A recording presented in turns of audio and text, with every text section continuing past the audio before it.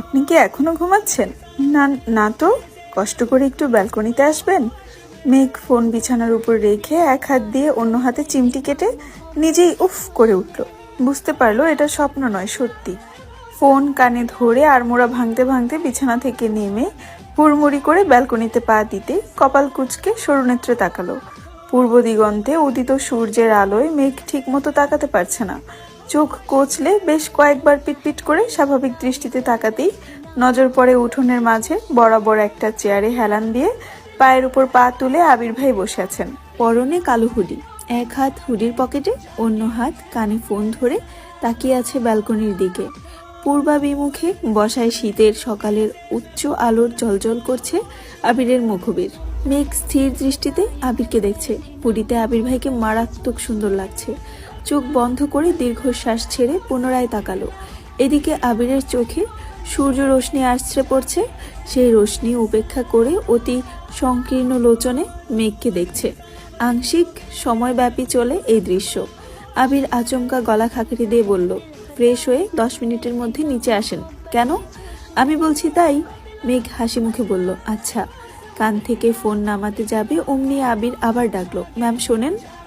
জি sir বলুন। আবির মৃদু হেসে বলল, খালি পায়ে আসবেন, রাখছি। আবির কল কেটে দিয়েছে, তবে দৃষ্টি এখনো মেঘেতে নিবদ্ধ।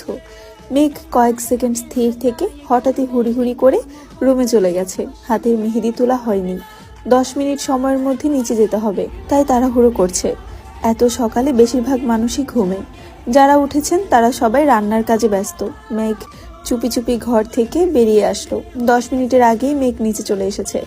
আবির মাথা নিচু করে ফোন চাপছিল। আচমকা নুপুর পরা আলতারাঙা পায়ে নজর পড়তেই আবির আঁতকে উঠে সঙ্গে সঙ্গে ফোন পকেটে রেখে চোখ তুলে তাকালো। মেঘ আবিরের ঠিক সামনে দাঁড়ানো। চোখাচোখি হলো দুজনের। মেঘ আবিরের অবসন্ন দৃষ্টতা দেখে চিন্তিত স্বরে শুধালো, আপনি কি রাতে ঘুমাননি? আবির স্বভাবসুলভ ভারী কণ্ঠে উত্তর দিল, ঘুম আসছিল না। হাতটা দেখি। মেঘ হাত বাড়িয়ে মেহেদিটা দেখালো। মেহেদির গাঢ় রং দেখে আবির মৃদু হাসলো। মেঘ শীতল কণ্ঠে বলল, রাতে কিছু বলতে পারিনি। মেঘের কথা শেষ হওয়ার আগেই আবির আর চোখে চেয়ে প্রশ্ন করলো, কি বলতি? থ্যাংক ইউ আবির ভাই, এত সুন্দর করে মেহেদি দিয়ে দেওয়ার জন্য। আবির নিঃশব্দে হেসে বলল, ওয়েলকাম। এই মেহেদি দেখে কান্না করে দেশ কিনা এই টেনশনে ছিলাম। কাঁদবো কেন? সবাই সুন্দর করে দিয়েছে, তোরটা সুন্দর হয়নি বলে যদি কান্না করতিস। মেঘ ভেঞ্চি কেটে বলল, জীবনেও না, আমারটা সবচেয়ে সুন্দর হয়েছে।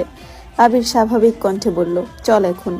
আবির উঠে হাঁটতে শুরু করেছে। মেঘও গুটি গুটি পায়ে হাঁটছে।